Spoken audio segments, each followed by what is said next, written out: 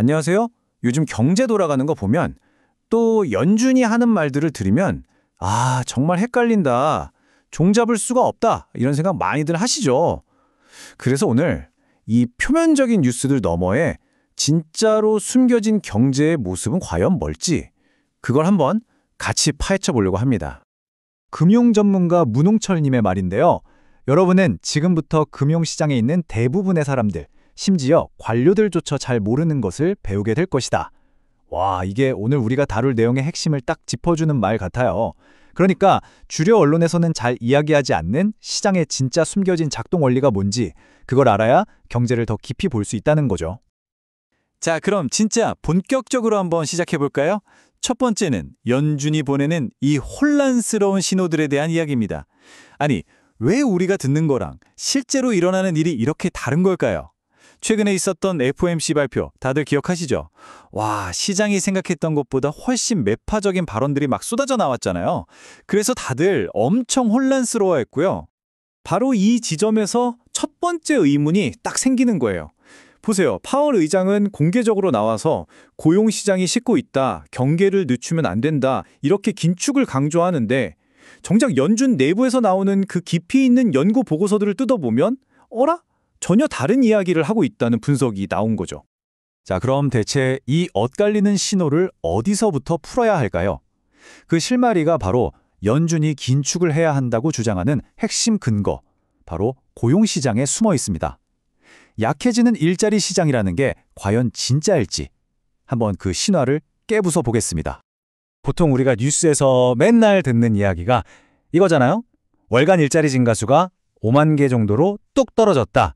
이거 경제가 약해지고 있다는 신호다. 그쵸? 다들 그렇게 받아들이고요.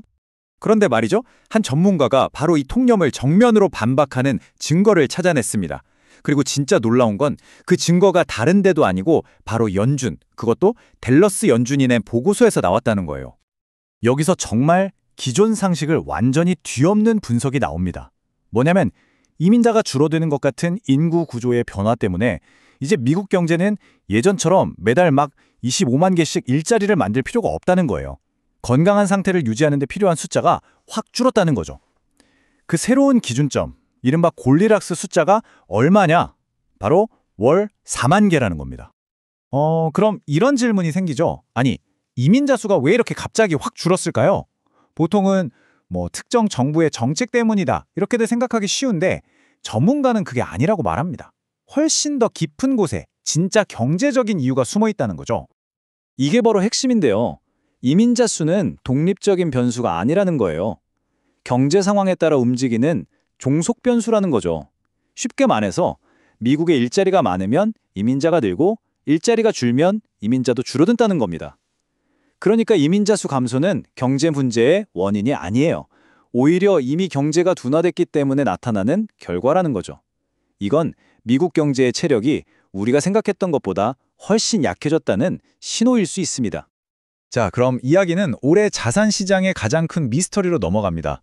바로 유동성 문제죠. 아니, 중앙은행들이 돈을 안 풀었다는데 대체 누가 그 많은 돈을 푼 걸까요? 기억나시죠? 주식, 채권, 할 것 없이 모든 자산 가격이 같이 올랐던 그 에브리싱 랠리 말이에요. 대체 이 어마어마한 돈은 어디서 나온 걸까요? 우리가 흔히 생각하는 용의자들을 한번 하나씩 지워보죠. 연준? 양적 긴축. 그러니까 돈을 걷어들이고 있었죠. 유럽이나 영국 중앙은행도 마찬가지. 정부? 아니요. GDP 대비 부채 비율은 오히려 안정되거나 떨어지고 있었어요. 그럼 상업은행?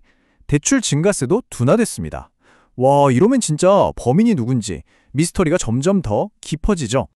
자, 그럼 다시 원점으로 돌아와서 묻겠습니다. 2025년 시장을 휩쓸었던 그 수조 달러의 유동성, 도대체 정말 어디서 온 걸까요? 정답은요, 우리가 흔히 아는 금융 시스템이 아니라 그 그림자 속에 숨어 있었습니다. 바로 외환 파생 상품입니다. 주류 언론에서는 거의 이야기하지 않는 정말 예상 밖의 답이죠. 이게 어떻게 그림자 달러를 만들어내는지 그 과정을 아주 간단하게 한번 볼게요. 자, 예를 들어 일본이나 우리나라 같은 비미국 기업이 미국 달러 자산을 엄청나게 많이 갖고 있어요. 근데 달러 가치가 떨어질까 봐 무섭죠. 자산 가치가 깎이니까요. 그래서 이 위험을 피하려고, 즉 해지하려고 달러를 매도하기로 합니다. 근데 달러를 팔려면 일단 달러가 있어야 하잖아요. 그래서 JP모건 같은 대형은행에서 달러를 빌려옵니다. 바로 이 순간 이 달러를 빌리는 행위 자체가 말 그대로 허공에서 새로운 달러 유동성을 만들어내는 거예요. 그리고 이 돈이 글로벌 금융 시스템으로 흘러들어가는 거죠. 정말 놀랍지 않나요? 환율 위험을 피하려는 합리적인 행동이 의도치 않게 수조 달러를 시장에 쏟아붓는 결과를 낳은 겁니다. 하지만 문제가 있습니다. 이렇게 그림자 유동성이 겉으로 보이는 자산 시장을 화려하게 떠받치는 동안 다른 한쪽에서는 연준의 공식적인 양적 긴축이 금융 시스템의 가장 깊숙한 곳, 마치 건물의 배관 같은 곳에 심각한 균열을 만들고 있었다는 겁니다. 경고 신호가 깜빡이기 시작한 거죠. 우리가 주목해야 할 증거가 바로 이겁니다. 단기 자금 시장, 그러니까 은행들끼리 하루짜리로 돈을 빌리는 시장의 금리가 연준이 정한 목표 금리보다 20bp, 즉 0.2%나 높아졌어요. 이게 뭘 의미하냐면요. 은행 시스템 내부의 진짜 현금, 그러니까 달러가 정말로 부족해졌다는 아주 강력하고 위험한 신호입니다. 이런 관점으로 2023년에 있었던 지방은행 위기를 다시 보면 이야기가 완전히 달라집니다.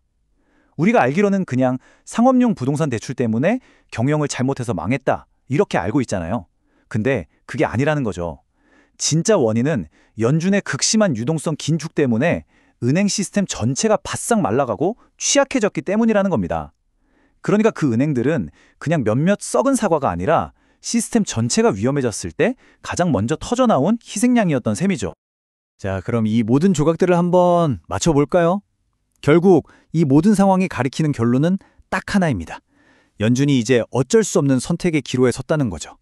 단기 자금 시장이 이 정도로 압박을 받고 있다는 건 연준이 결국 스스로 내세웠던 그 긴축 정책을 포기할 수밖에 없는 상황으로 몰리고 있다는 뜻입니다. 정책 전환이 불가피해진 거죠. 그래서 이 분석을 바탕으로 나온 예측이 정말 대담합니다. 한번 보세요. 2025년 말쯤에 연준이 자금 시장 스트레스 때문에 양적 긴축 QT를 끝내겠다고 공식적으로 시사하고 2026년 초에는 결국 QT를 종료한 뒤에 은행 시스템 안정을 위해서 어쩔 수 없이 새로운 양적 완화, 즉 QE를 시작한다는 겁니다. 그렇게 되면 2026년 중반에는 지난 1년간의 긴축을 훨씬 뛰어넘는 규모의 새로운 유동성이 시장을 덮치게 될 거라는 거죠. 그러니까 긴축을 멈추는 걸 넘어서 다시 돈을 풀 수밖에 없다는 거예요. 자, 그럼 이 모든 이야기가 우리에게 의미하는 건 뭘까요? 핵심만 딱 짚어보겠습니다. 첫째, 새로운 유동성의 홍수가 오고 있다는 겁니다. 둘째, 이건 주식 같은 자산 가격을 엄청나게 끌어올릴 가능성이 높다는 거고요. 셋째, 이게 중요한데 실제 우리 실물 경제는 계속 안 좋아도 이런 일이 일어날 수 있다는 거예요. 마지막으로 앞으로 시장의 가장 큰 움직임은 우리가 흔히 보는 경제 펀더멘털이 아니라 바로 이 숨겨진 유동성에 의해서 결정될 거라는 점입니다. 마지막으로 한번 이런 질문을 던져보고 싶습니다.